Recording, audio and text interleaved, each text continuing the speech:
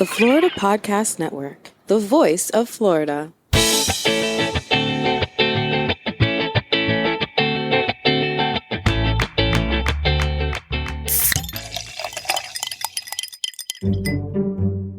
This is Gerard with episode number 27. Really? 27 already. Of Florida's Fresh Mix on the Florida Podcast Network. A random mix of Florida's freshest personalities. Listen it. Hello. This is Amber, the lead content producer for the Florida Podcast Network. Welcome to Florida's Fresh Mix podcast. Happy Fresh Mix Friday. And joining me, as always, is your host, Gerard. Hey, what's up, girl? Hey, Gerard. I hope all is well. I'm pretty excited for this episode because it's another first for the show. The guest that you interviewed is the first time we've had someone on the show who you personally know and someone that you've met in person, someone who you call a friend. It's all of those things, and I was very excited to invite Derrick on the show. I asked him when we were hanging out for one of his friends' birthdays at the pool at the Addition. He without hesitation said yes, and so I followed up later and I said, you committed to me, you were going to do this. He's like, yeah, of course. Nah. He's definitely great people, as you'll see in the interview, and I'm proud to call him a friend. He's really amazing. Yeah, and just for more context, listeners, today's guest is Derrick Miles. He is the founder and CEO of CourMEd, and like Gerard was saying, he's a pretty cool guy. This is a great conversation.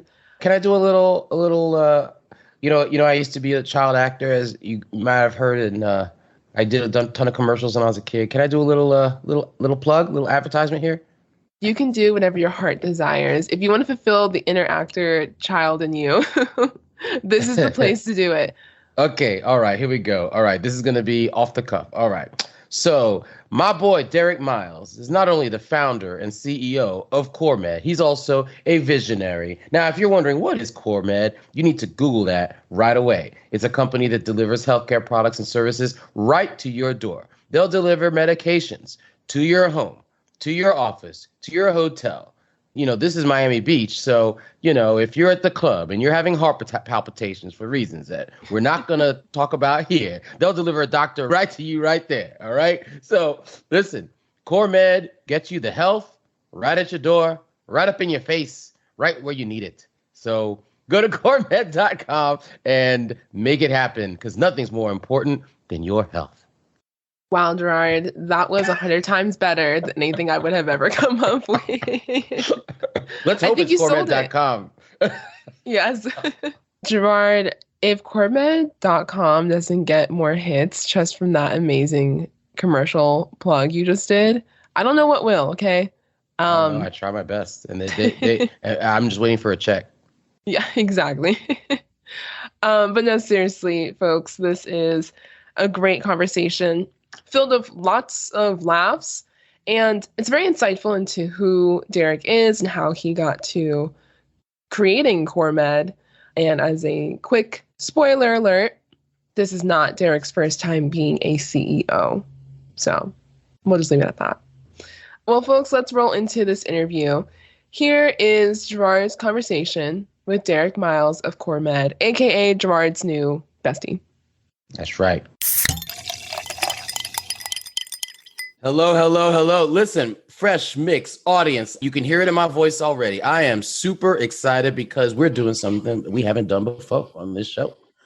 I am actually interviewing somebody I know, and I did not intend for that to rhyme. I am here with my boy, my dog, Derrick Miles, the founder, the CEO, the brainchild, the creator, the everything behind CourMEd. I'm so happy to interview you, brother, and I'm proud to call you a friend. But the other thing is that, there's a through line on this show where I've interviewed several people that have created something, created a business. They're entrepreneurs. They've come up with an idea that didn't exist before. And I want to inspire people. And you have inspired me, and that's why I wanted you on my show. So welcome, brother. How's it going? I'm encouraged over here, Gerard, and thank you so much for giving me an opportunity to speak to your audience and share my heart. Oh, I love that. All right. So listen, man. So you definitely have a Florida connection. I mean, everybody on this Yep. show has to have a Florida connection. You're from Clearwater. And how long were you in Clearwater? I know that you are in Dallas now, but you're coming home. So tell me about your Florida underpinnings and how you left and how you're coming back. Yeah, so I was born and raised in Clearwater, Florida. Just celebrated my 50th birthday last weekend, and I celebrated it in Miami Beach. So just like you said, it's a homecoming for me. I have an identical twin brother, and when we got 18, we had enough of being known as twin, and we went to different universities, different HBCUs.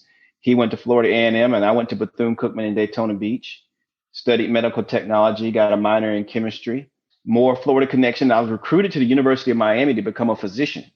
So in 1992, I actually stayed on campus on Mahoney Hall, and I would take the Metro Rail into downtown Miami to take the first year courses of a medical student. So that would be like gross anatomy, biochemistry, some type of biology we would take. But I realized not too much longer that I was really interested in business.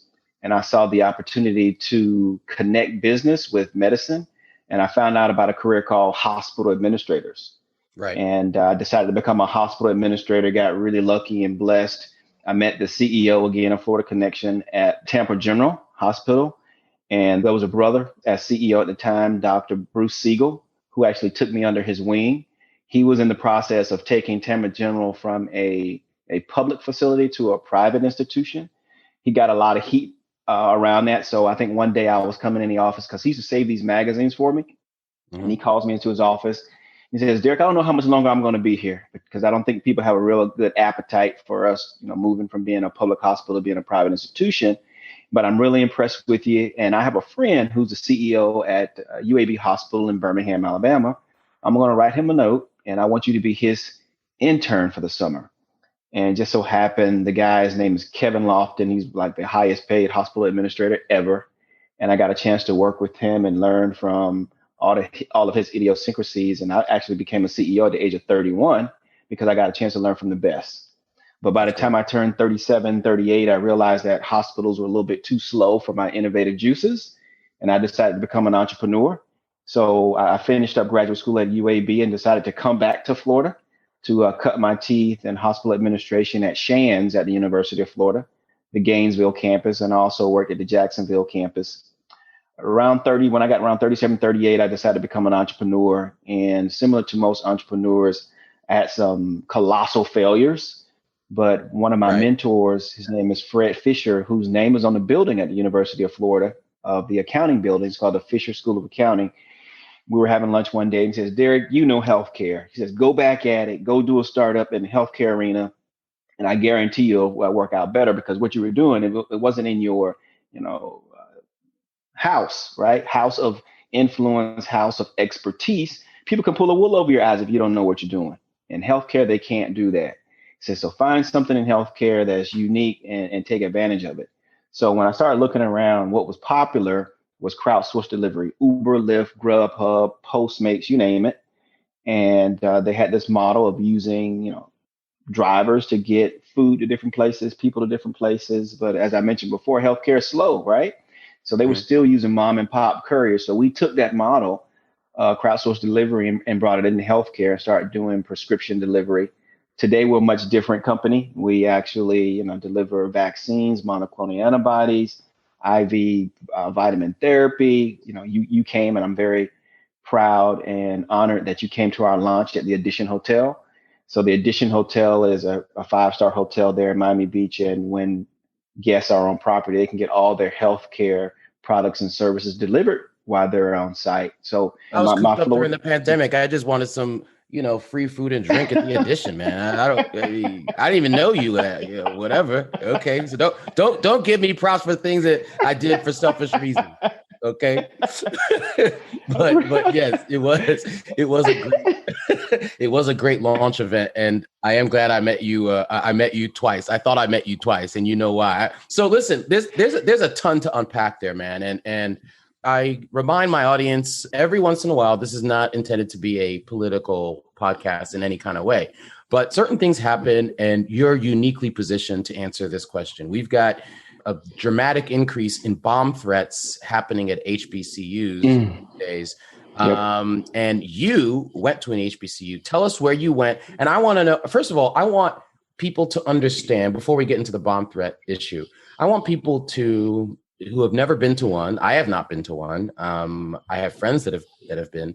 Where did you go? What inspired you to do it? When? What was it like? I want people to internalize the importance of HBCU so that it's not just like some kind of, idea that's, nondescript. Right. So I went to Bethune-Cookman University in Daytona Beach, Florida. And the reason I went there is because I was gifted in high school. My last name is Miles, so it's the 13th letter in the alphabet. And I was always the only Black in my class, which meant because I was 13th, that means I sat right in the middle of the entire class. Mm-hmm. And man, you and I can share some stories because I grew up the exact same way. At Martin Luther King Day, everybody's looking at me. I'm like, I'm gonna tell you a story. I'm gonna tell you a story that helped me for life, though. So I was in like the 6th or 7th grade, and Jesse Jackson was running for president. I'm the only Black in the class, right? Mm-hmm. So they do this. Who would you vote for? And they put it in a hat for president. And of course, only one person voted for Jesse Jackson. So everybody thought it was me. I didn't vote. So I realized that not everybody was, and I say this, not everybody's against people of, darker hue. That meant a lot to me. Story. Yeah. It is a positive story because it meant that I didn't know who did it, but someone in that class took awareness for me. I'm going to very quickly tell you a very similar story, but but from a different perspective. I was the only Black kid in school. I'm living in Boca Raton at the time. I was at Boca Academy, which later became Pinecrest Boca. Private school. I'm the only Black kid. And so everybody in my class was, like, yeah, we're going to vote for Ronald Reagan. We were all about Reagan. And then I was like, okay, I didn't know anything about politics. I'm like, all right, Ronald Reagan. And then I got home that night, and at dinner, I was like, I said, hey, by the way, we were talking about the election, and I'm a Republican. I'm going to vote for Ronald Reagan. And my dad just looked at me without missing a beat. He's eating his food without missing a beat. He goes, no, you're not. That was it. I go, I'm a Republican. He goes, no, you're not. You're a Democrat. That was it. And he just said it to me like there was no discussion. No. Man, I will never forget that. But anyway. Yeah, so that was one of the main reasons that I wanted to go to an HBCU, because I was tired. And I wish I was a little bit more mature, Gerard, because I was tired of being the only Black, I just decided I wouldn't perform my best. And when I got to Bethune-Cookman College, I realized that there was a lot of love on the campus. It gave me an opportunity. I'll be honest with you. And my mom said this all the time. When I went to the HBCU, that's when I realized that I was a leader. I participated in student government. I was a leader in my fraternity. And that's where the change came from me becoming a physician to becoming like a business person. I could merge business and medicine, become this healthcare leader. And a lot of that I got going to Bethune-Cookman University. But after Bethune-Cookman, of course, I went to predominantly white institutions. But that foundation and a lot of my friends today who I spend all my time with are typically classmates from Bethune-Cookman University. What frat are you in? I'm going to, I know this is a source of pride. I had two, even though I was at Harvard, I had two roommates that pledged, even though Harvard doesn't have fraternities, they have eating clubs. But they so they had to pledge off campus. Okay. And I got to witness that whole process, like in my dorm, in my home. And it's tough, but the pride is immeasurable. So give a shout out to what your frat was. Go ahead. I'm a member of the mighty Omega Psi Phi Fraternity Incorporated. You see the level of respect and reverence and pride, just the way you said it. Your chest got bigger. I could feel it from over here. You had to. So there you go. All right, excellent. Spring '92. So I've been in the fraternity for 30 years. I a sophomore when I actually started pledging. Yep, I pledged my sophomore year at Bethune-Cookman University. That's great, brother. And I don't know if you've heard. I don't know if I pay very close attention to like current events and whatnot. So I don't know if you've heard about these bomb threats at HBCUs or Yes, whatever. But what is your reaction to that? I say it's sad, right? So, the shortest month of the year is Black History Month, and then you take an institution where African Americans can get educated. And I hope people understand that the reason that HBCUs exist is because the typical universities would not admit Black students. So for us to get educated, we had to create our own schools. And now we're at a situation where someone is still upset, I guess, for some reason, that you have to call in a bomb threat to an institution that has educated hundreds of thousands or millions of people of African descent is really sad. Going back in history, remember, you could not even read. They would not allow African Americans to read. I think that's one of the atrocities of the whole world. There's no other race who's been treated the worst than African Americans, and it still continues, right? We could not read. We could not even have a patent. If I was born 100 years ago, Gerard, I wouldn't even own the patents of the IP for CourMEd. Can you believe that? Mm-hmm. Oh, I believe it. Someone else would take my idea and go patent. You got all these things out here that people never give credit for, because Black people, I mean, I love all people, but talking about a creative people, we've always been creative people and had, people try to hold us back, is what's so disheartening of the bomb threats to HBCU. So that's what I have to say about that. I do believe that, opportunity should be equal. People are, what color your skin, what language you speak, people are created equal. There's intelligence of equality in all races. Opportunity there is not. And last thing I want to say here is, when I started CourMEd, I'm just going to be tremendously honest, and I'm on this tangent. You know what happened to me my first time I got my check? I got a check for $25,000 to start running CourMEd. Mm-hmm. I got kicked out of the bank. They told me that I was fraudulent. Wait, what? They closed my account. Yes. Continue, because any words that come out of my mouth right now are going to have to be deleted. Go ahead. Yes. So I'll go in a little bit deeper. So I being a former hospital administrator, I lived in a very affluent neighborhood. There was a bank that I walked from my house to, right? They've seen me before. Mm-hmm. I go and deposit my first check that I raised to start CourMEd. They tell me that it's fraud. I spend weeks trying to, get the money. Once they gave me my money back, instead of putting it in the bank, they said they're closing my account and that I needed to leave the bank. Wow. Did you feel angry or did you feel humiliated? I felt humiliated. Mm-hmm. I felt humiliated because I'm going to go in a little bit deeper. You know what they made me do?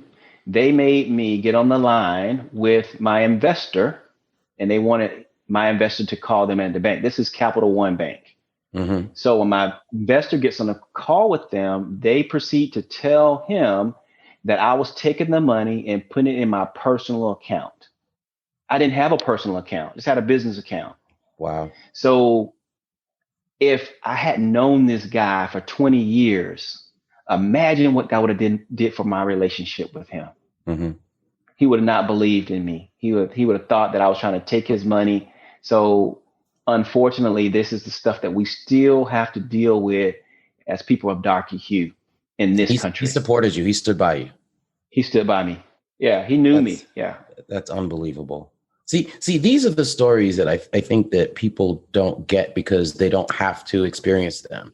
And it's these little, well, I was about to say these microaggressions or these, but that's not micro, that's macro. I mean, that experience could have caused you to give up forever, and they weigh on your psyche. And, we can, offline, we can share tons of stories like this. We can go back and forth, but it still impacts me to the day. It impacts me to this day, Gerard. Whenever I get a check, I'm nervous about taking it to the bank.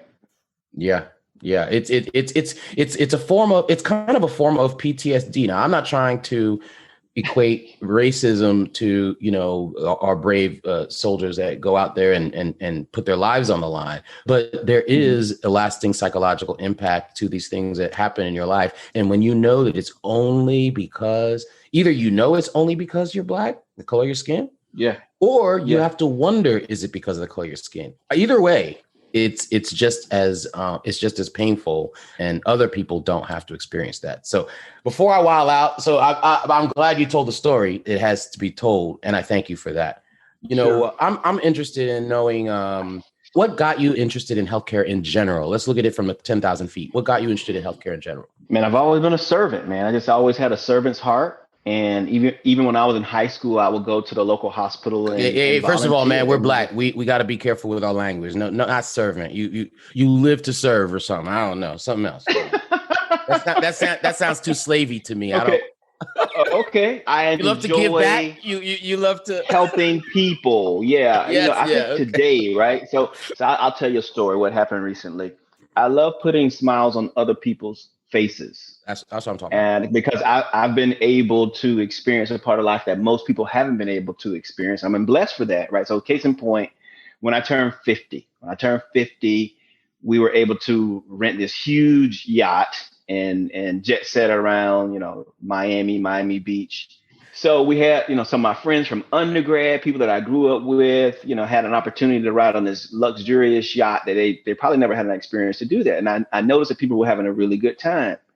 That made me excited on the inside.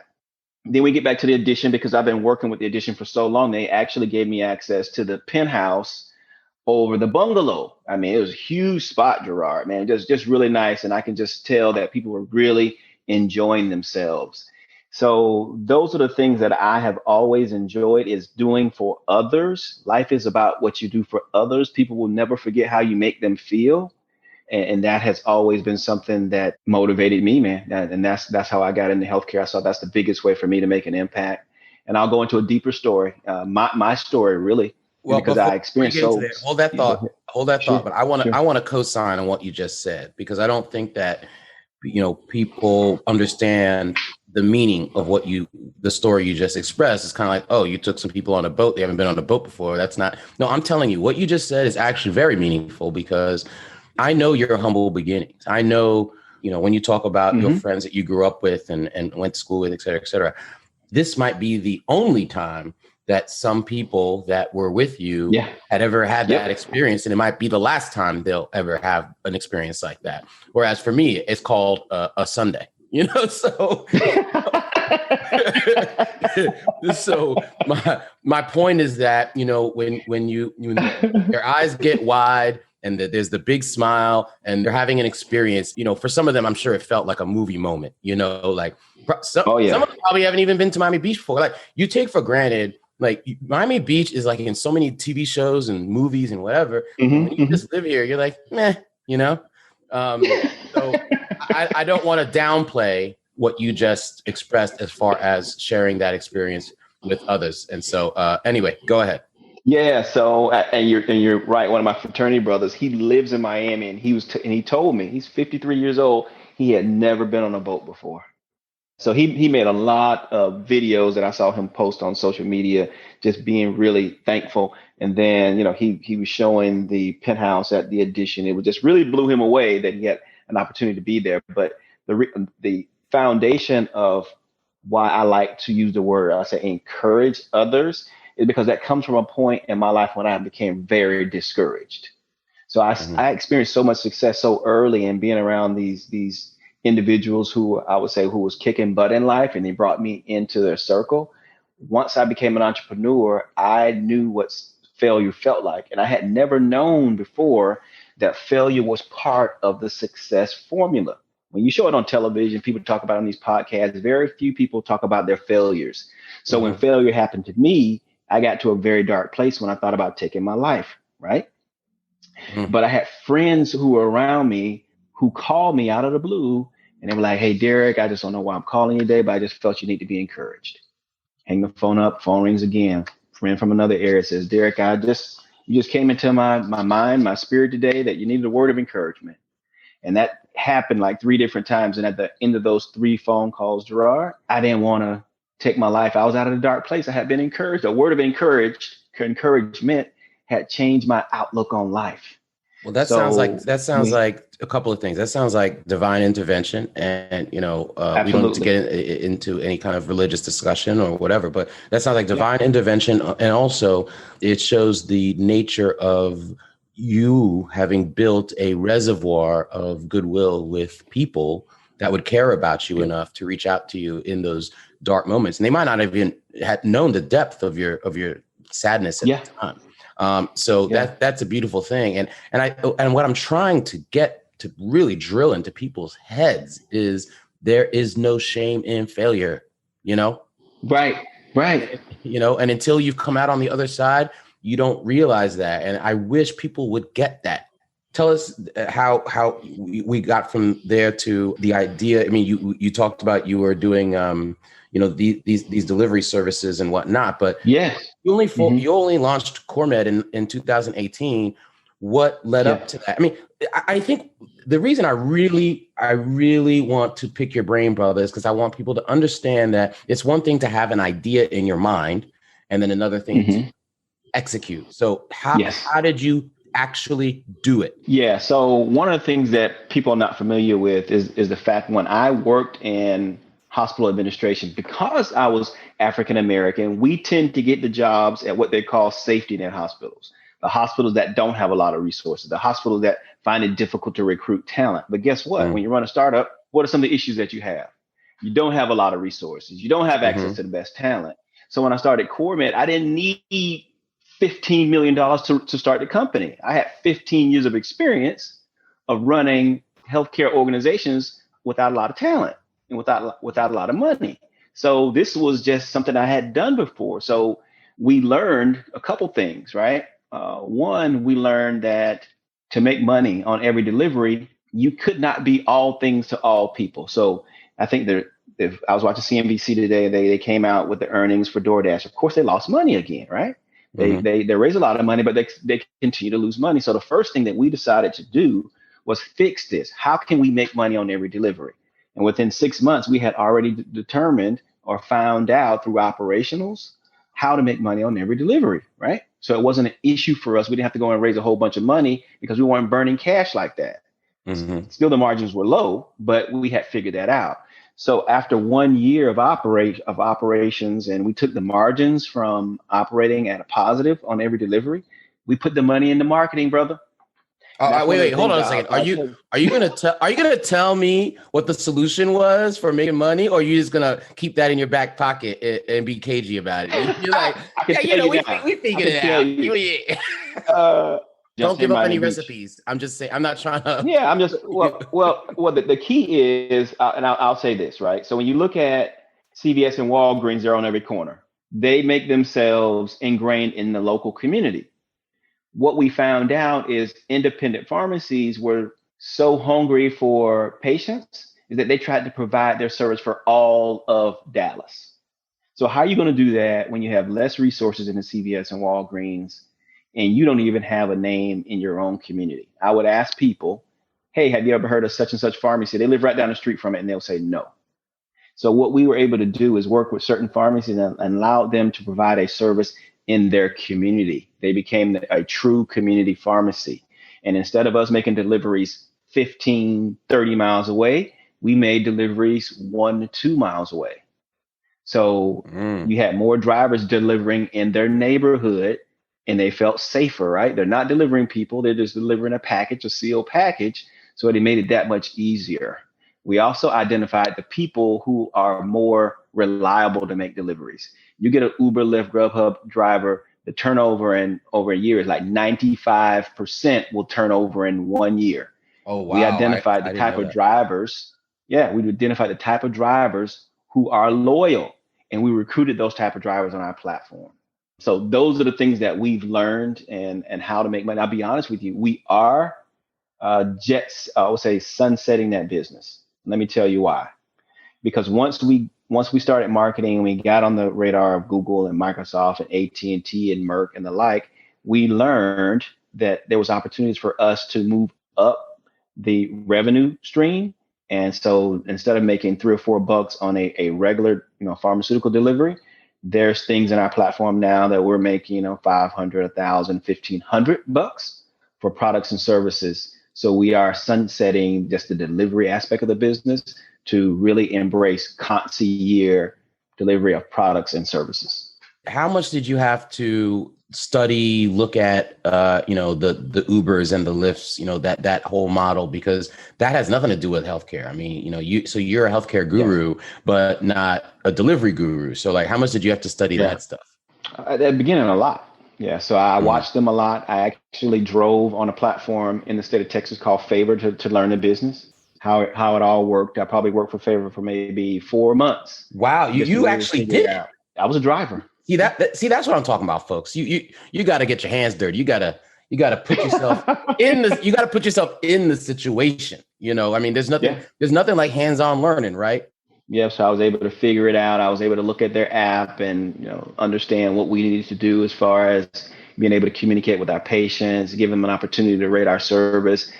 Today CourMEd is at 99.5% 5-star deliveries, and since 2018. So we really figured out how to provide a 5-star service, and now we're just moving it up to individuals for for healthcare services. So instead of just partnering with pharmacies, now we're the kid and caboodle, Gerard. We work with physicians, we work with nurses, we work with laboratories. We're going to bring our first dentist on this week. So it's a true end-to-end concierge healthcare experience for people. They never have to leave their home. They can be in their condo, they can be in their luxury hotel, at work, waiting for a ship in the port of Miami. Why not hospitals? I'm laughing already. Wait, go ahead. No, you set yourself up. You set yourself up. Man, hospitals are so slow to innovate. And, that was one of the reasons why I left hospitals, because they just weren't innovating, especially quick enough. So I'll tell you a quick story, and they may get upset, but I'm telling the truth, right? So we're in this cohort for Baptist Health South Florida.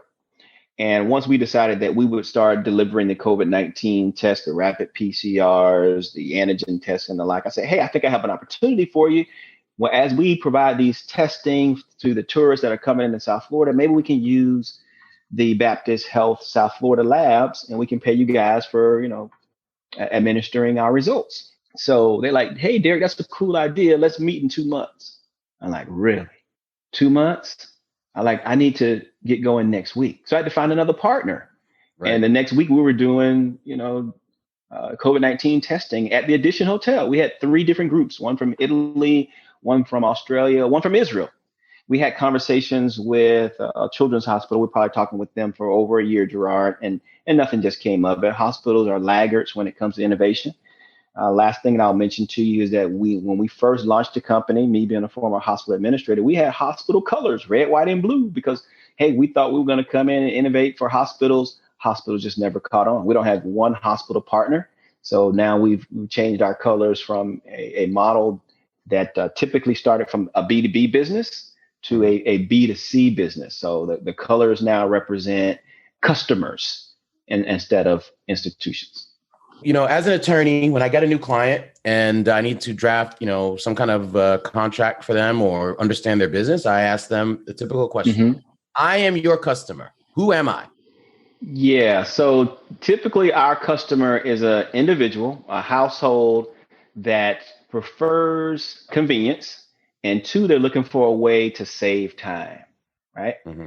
One of the things that we realize in healthcare is insurance-based. And unfortunately, insurance works to create as much resources for themselves and not to create a process that benefits their customer. Case in point. I'll be honest, I'm going to use a word. The incentives are backwards. Me off this week. So my father calls me and he says, Derrick, I had a cough. When I came to Miami, I had a little cough. So I took an antibiotic. When I got back home, I still had a cough. So I called my physician and they tell me I can't get in for 4 months. Oh my God. And since I can't get in for 4 months, they sent me to the ER. Totally pissed me off, right? Because that is not the way you provide service to your customer. You mean you got to pay 3 more months of bills before you can see the PCP? So what we do within CourMEd, we work with physicians and nurses and pharmacies and laboratories to make it much more easier so people can save their time and get access to care immediately. So I say, hey, Dad, we work with this organization called the Direct Primary Care Network or Alliance. I can find you a physician in Clearwater, Florida, and she can see you today. What do you think? He's like, thank you, son. You're the best son ever. That is our typical customer at CourMEd, someone who wants to save time. And this is America, right? If you pay for something, you want immediate gratification. You want it now. So we are the antithesis of an insurance company, what we call 7-minute medicine, where most people go and see their physician between 7 and 15 minutes and they're whisked out the door. That is not who we work with. We work with concierge physicians and direct primary care physicians who typically spend up to an hour with their patient, Gerard. Totally different experience. Wow. You get to go to the doctor as many times as you need to in a particular month. A lot less expensive. The only thing that I share with others, I mean, it does not cover, catastrophic care. So all I recommend, get a catastrophic care insurance, and that's all you need. But everything else, you can go to a concierge physician or direct primary care physician and be taken care of much better. So my dad went from paying $25 to see his, primary care physician if he or she was available to spending $500 because he went to the ER. I mean, what burns me up, and look, you and I could talk offline for hours about all the things that I think that are completely, I forgot that probably shouldn't curse, but that are effed up about our healthcare system. Yeah. Okay, we could talk about that forever. But what burns me up is like, your dad's situation is typical. What is the point of getting his cough treated 3 months from now? I mean, that makes absolute sense. And God only knows what is the cause of the cough. Is it something that can be treated and it's nothing that's, or is it something how much worse? Or is it something that would be serious if you ignore it for a while, but it's easily treatable right now? So it's like, and these things are happening, these cost considerations and the stranglehold that insurance has on people's medical decisions, killing people every day.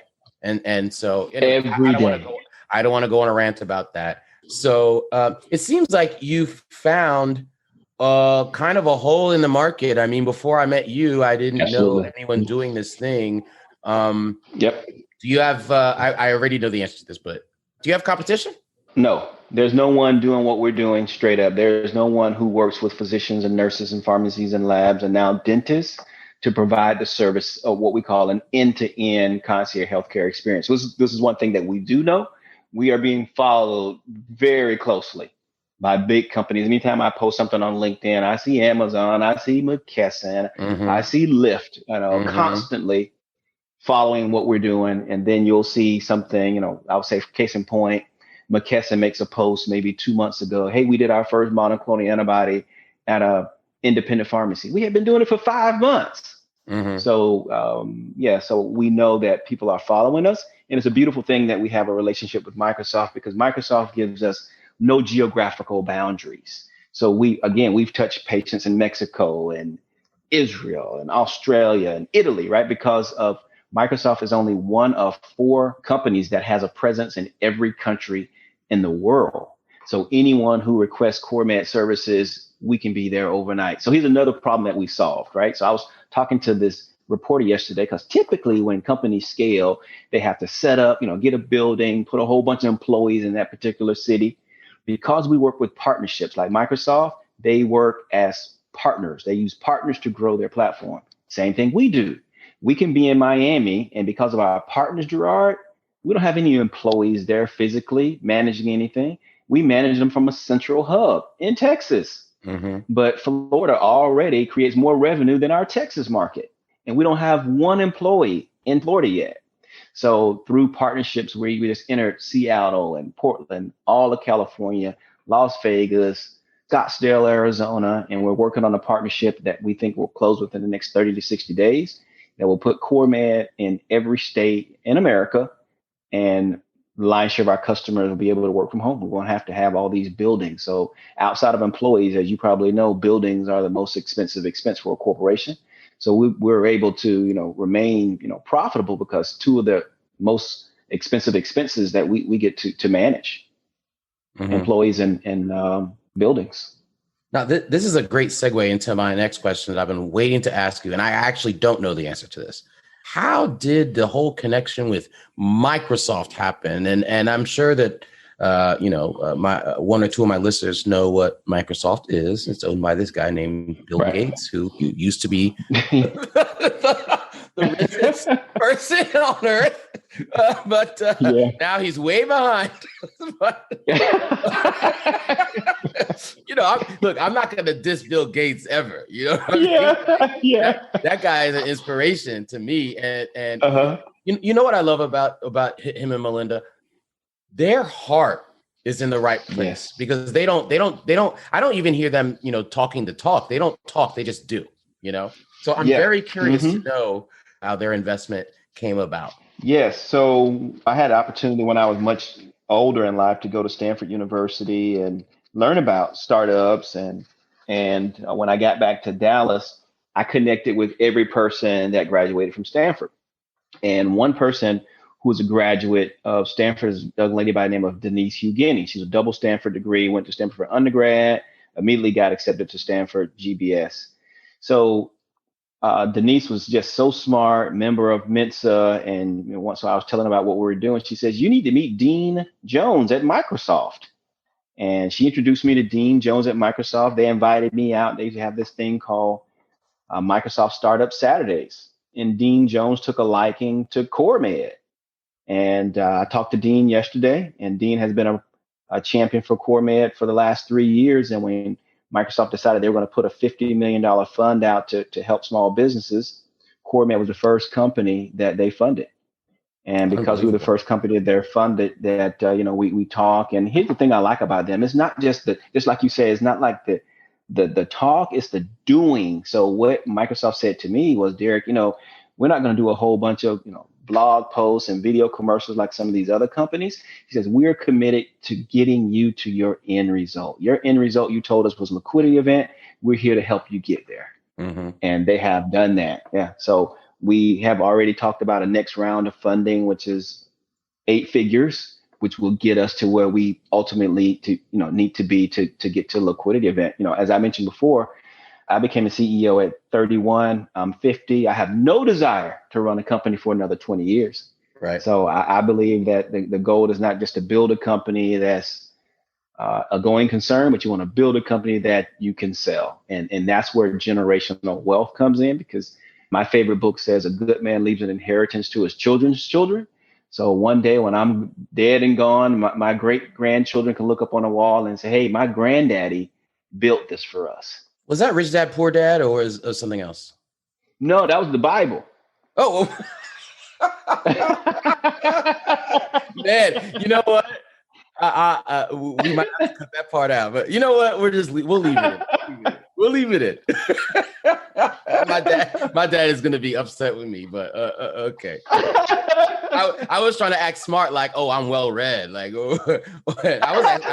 I was thinking, if it's another book, then he'll teach me. He'll tell me another book to read. But man, that backfired brilliantly. All right, Bible, brother.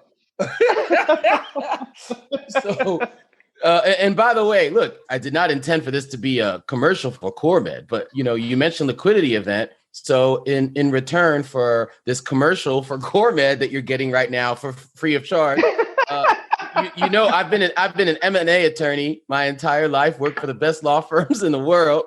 So the liquidity event, holla at your boy. It's kind of every day. I'll give you friends and family rate, dog. So you let me know. I'll send you my bio. Anyway, but listen, man. But in all seriousness, one thing that I find fascinating about the nature of your business and the timing of it is that I thought about you when I was doing this interview. It'll probably end up being the interview right before yours, but I was interviewing Deb Quimby at Big Cat Rescue, and she started Big Cat Rescue in 2017 before the whole Tiger King phenomenon happened. And I just like, what an insane experience that must have been for her, because, you know, she's chilling with Carol Baskin and their friends and whatever. Then all of a sudden this documentary comes out, and, you know, that must have been insane. And so I thought about you, because I was like, you know, you started this company in 2018 before the pandemic, not knowing that the pandemic was going to happen. And the pandemic, you know, no one's happy about it, but I'm sure you weren't unhappy about it, given your... We're not unhappy at all. No, not at all. Pandemic, unfortunately, has been really good to CourMEd. And, you know, it doesn't stop me from being very cautious. So I'm very cautious. So we have a relationship with JSX Airlines that allows me to fly, you know, semi-private. So I'm less exposed to COVID-19, so I can get around. We help people. Of course, we make money from it, but we're able to save lives by the therapeutics and the products and the services that we provide to people. So they don't have to wait in line for hours. So they don't have to wait for days to get their results. Like a typical result for a COVID-19 test today is taking between 48 and 72 hours. Because we have relationship with pharmacies, we can get the result in 30 minutes. We use the cutting edge technology to get the results a lot quicker in the place that you want it, so that you're not exposed to COVID-19. Right. And you deliver it all. I mean, you know, you and it's right in their homes, but you do the vaccines, you do the boosting, you do the monoclonal antibody treatments. Am I missing anything? No, you named it all, especially for COVID. Those are things. So we do. I mentioned before Merck. We are also in conversation with Merck. Merck has a pill coming out. They're looking to CourMEd to, you know, do a pilot to deliver their COVID-19 pill to homes. So pills, vaccines, antibodies, IV therapies. Yeah, we do it all. So just to be 100% clear, brother. So CourMEd is not giving people drips of hydrochloroquine and ivermectin and horse. No. I can't even. We don't do that. You're not okay. So those are not treatments that CourMEd. No. If you're looking for that kind of that's not going to happen. Yeah. So the FDA approved ones for emergency are the ones that we use. Anything outside that hasn't been approved, we don't promote. All right. No, we don't. I just wanted to clarify. But there's places that people do it, though. I mean, I've heard of different pharmacies. I guess it comes from former President Trump.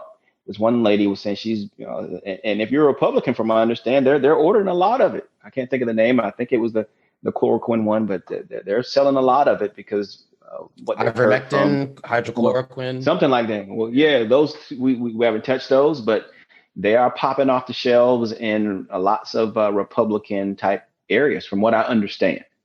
In case people don't know, ivermectin is a horse dewormer. I didn't want to say that out loud, but I'm just going to throw it out there because it should disgust people. And that's why I decided to actually say it out loud. Get facts, folks, because CourMED's only dealing with facts and science. All right.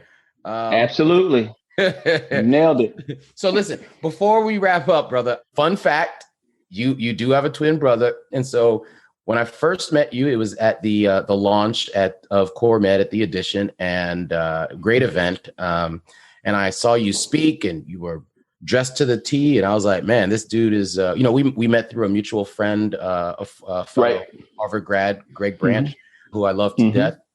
You came over, we spoke. You spoke to my girl and me, and we were both very impressed. And then, but you had to make the rounds.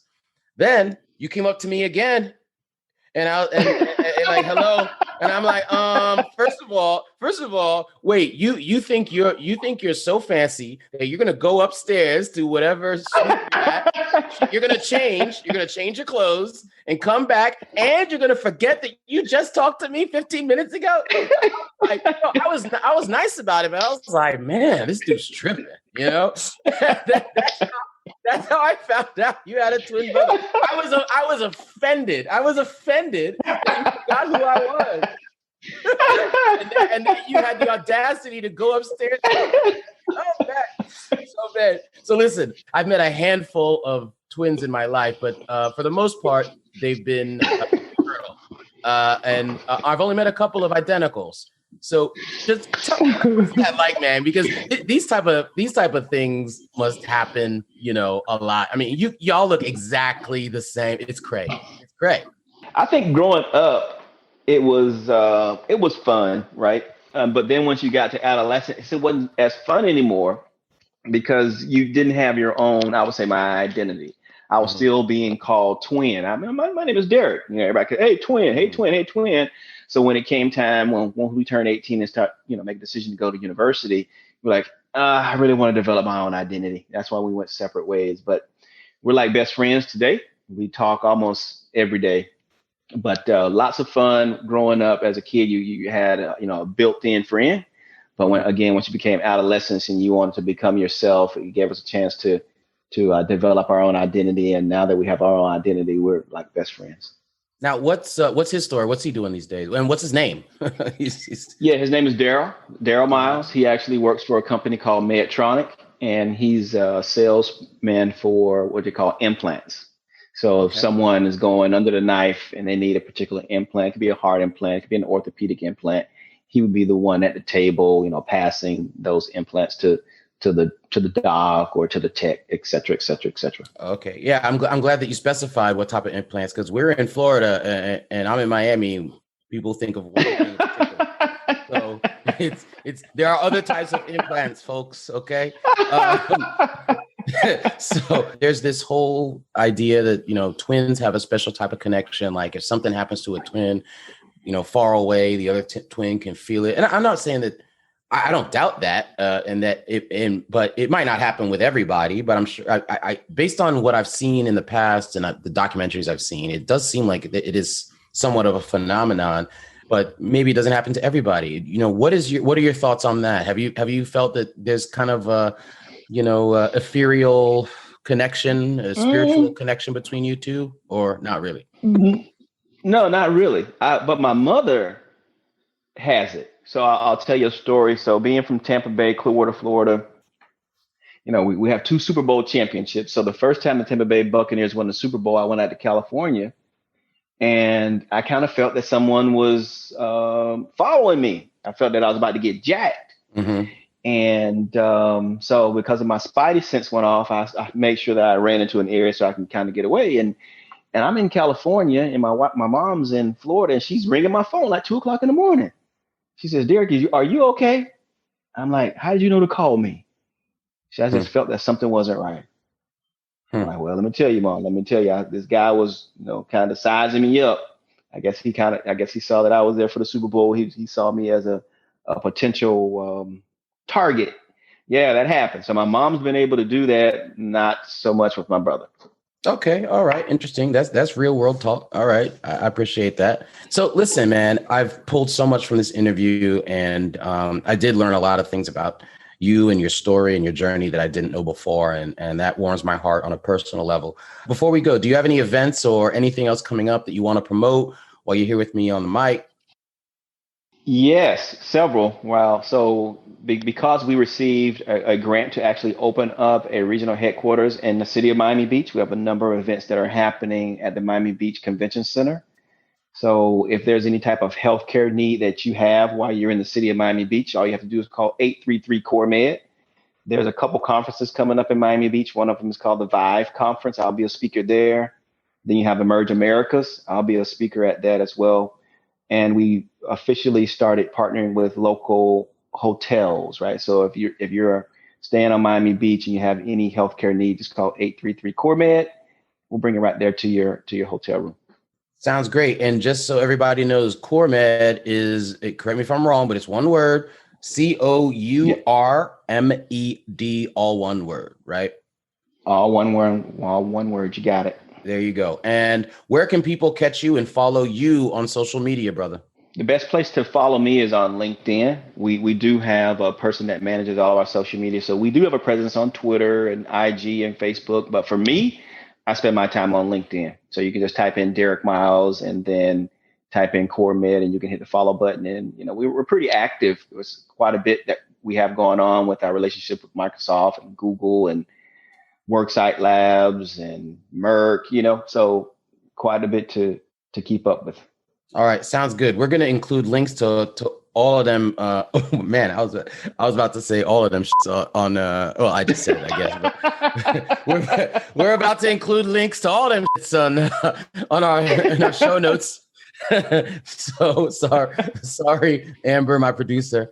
She's gonna have to bleep that out, I think. But definitely get people to learn more about you and CourMEd. Mhm. And this has been a pleasure, and I really appreciate the time. Now that you're gonna be back in Miami, we can hang out whenever. And I appreciate you so much, brother. Man, thanks so much for having me, and want to let your audience and your listeners to be encouraged. You know what? I want to end by saying something that I don't say very often because I don't want to seem pedantic. And I'm younger than you, so it might seem to some people to be inappropriate what I'm about to say. I'm just very proud of you, man. I just wanted to say it to the whole world. All right, brother? Well, thank you. Thank you. All right, man. I hope to see you soon.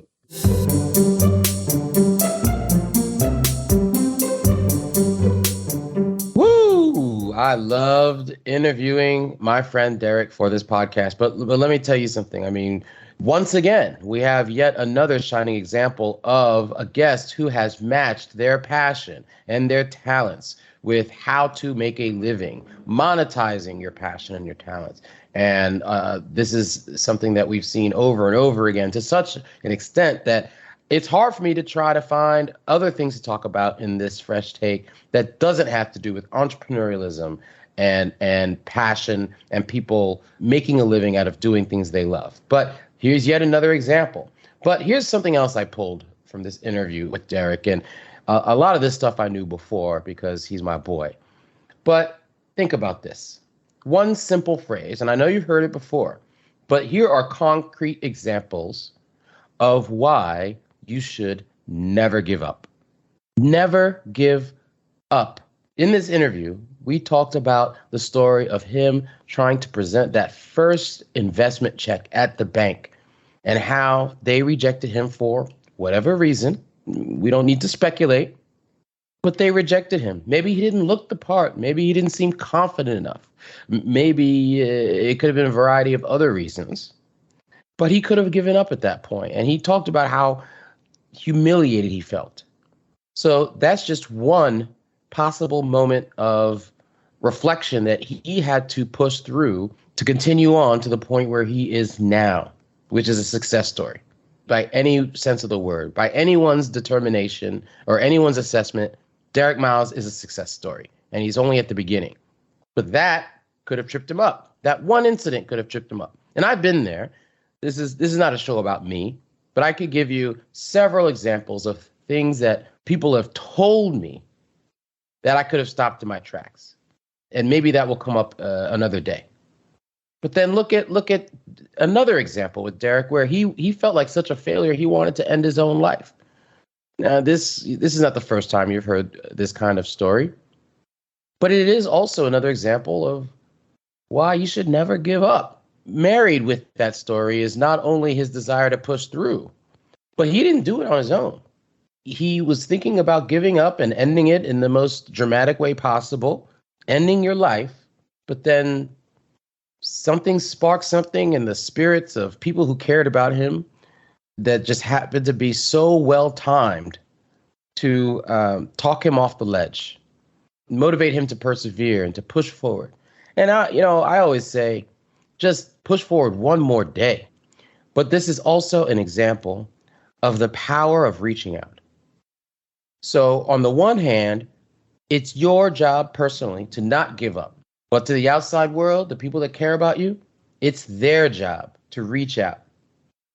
You never know what might be going on in someone's life, and just a kind word, even just a missed call or a missed text, or I should say an unanswered text, just to know someone is taking a moment out of their life randomly, without you reaching out to them first, just to show that you care, that can make all the difference. It could bring a tear to your eye. It could bring you that motivation, that push to get you to the next moment, the next second, the next day. And in Derrick's case, the next success. So think about that. Think about the people around you. Who have you not spoken to? Who have you not reached out to? Who do you think might be going through a thing? Or who have you just you just need to touch base with them, because you never know what they might be going through in that moment. even if you just assume. Don't think just because they're posting pictures on Facebook and Instagram about them having a great old time that everything's all. I was about to say Guns and Roses, but everything's coming up roses. Okay, this is life. Life. It reminds me of I'm gonna date myself and I'm gonna also expose what I love to watch as when I was younger. But it reminds me of that Golden Girls theme song. Thank you for being a friend. Listen to the words of that song. Thank you for being a friend. Reach out. All right? Because you might just save the next Derrick Miles. And that's my fresh take. Take care, guys. I can't wait for you to listen to the next episode of the Fresh Mix podcast. Thanks for everything.